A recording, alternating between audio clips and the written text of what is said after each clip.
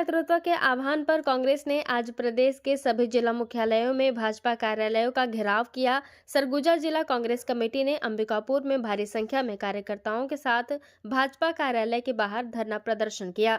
इस दौरान बड़ी संख्या में पुलिस बल तैनात किया गया और बैरिकेडिंग कर सुरक्षा बढ़ाई गई। प्रदर्शन के दौरान कांग्रेस ने आरोप लगाया कि भाजपा के इशारों पर प्रवर्तन निदेशालय ईडी नेशनल हेराल्ड मामले में गलत कार्रवाई कर रहा है। कांग्रेसियों और पुलिस के बीच झूमाझपटी भी हुई।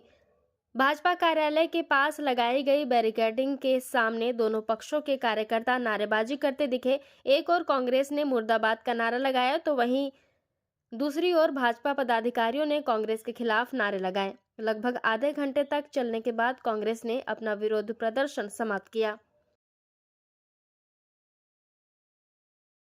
नेशनल हेराल्ड केस में हमारे शीर्ष नेतृत्व सोनिया जी, राहुल जी, उनके साथ 7 लोगों को झूठा प्रकरण बना के, जिसमें कोई मनी का लेन देन नहीं हुआ है, जिसमें कोई लैंड का लेन देन नहीं हुआ है, जिसको राव एवेन्यू कोर्ट ने खारिज कर दिया कि चलने लायक नहीं है। इसी भय से ये जानते थे, नरेंद्र मोदी जानता था कि इस केस में कुछ नहीं है, इसलिए 3 अक्टूबर को दिल्ली में एक केस और दर्ज कराया है। ये आखिरी तक इसका कोशिश है कि नेहरू गांधी परिवार को बदनाम करे। पूरे चुनाव भर अमित शाह, नरेंद्र मोदी, पूरी भारतीय जनता पार्टी की टीम ये कहती रही कि सोनिया गांधी और राहुल गांधी जमानत पर घूम रहे हैं। ऐसा ही लोग कुकर्म षड्यंत्र करके हमारे प्रिय नेता राजू जी को बदनाम किए थे बोफोर्स केस में। क्या निकला उसमें?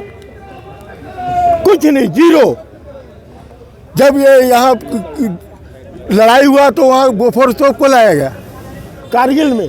अब जब कारगिल में बोफोर्स तोप जब चलता था, जब बंकर टूटते थे, वहाँ के सेना अटल बिहारी वाजपेयी जिंदाबाद नहीं बोलते थे, राजीव गांधी जिंदाबाद नारा लगाते थे। वो बोफोर्स तोप को भी इन लोगों ने बदनाम करके रखा था। आज बोफोर्स तोप आपके सेना के प्रमुख अंग में से है। तो इन लोग षड्यंत्र करके नेहरू गांधी परिवार को बदनाम करने की कोशिश करते हैं। इसके खिलाफ राष्ट्रीय नेतृत्व का निर्देश था सभी जिला मुख्यालय में बीजेपी कार्यालय का घेराव करें। आज मैंने अपने साथियों के साथ बीजेपी कार्यालय का घेराव किया।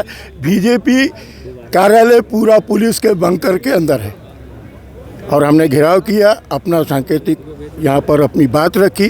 नरेंद्र मोदी, अमित शाह से इस्तीफा का मांग किया झूठे केस चलाने का।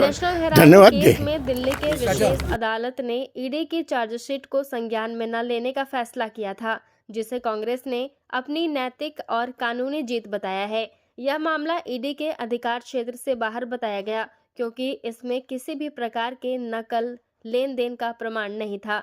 कांग्रेस ने इस निर्णय को सत्य की जीत कहा और पूरे देश में भाजपा कार्यालयों के घेराव का आह्वान किया था।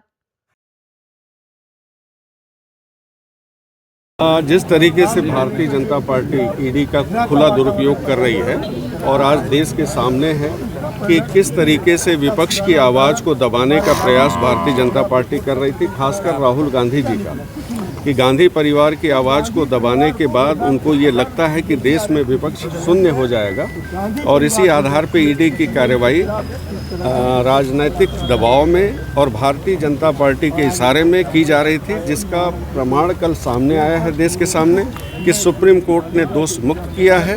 और ईडी किस तरीके से पूरे देश भर में विपक्ष को परेशान करने का काम कर रही है, ये देश की जनता आज देख रही है, समझ रही है कि जिस बात को विपक्ष करते आ रही है कि ईडी का खुला दुरुपयोग भारतीय जनता पार्टी कर रही है, वो आज देश के सामने है। आज क्या किया गया?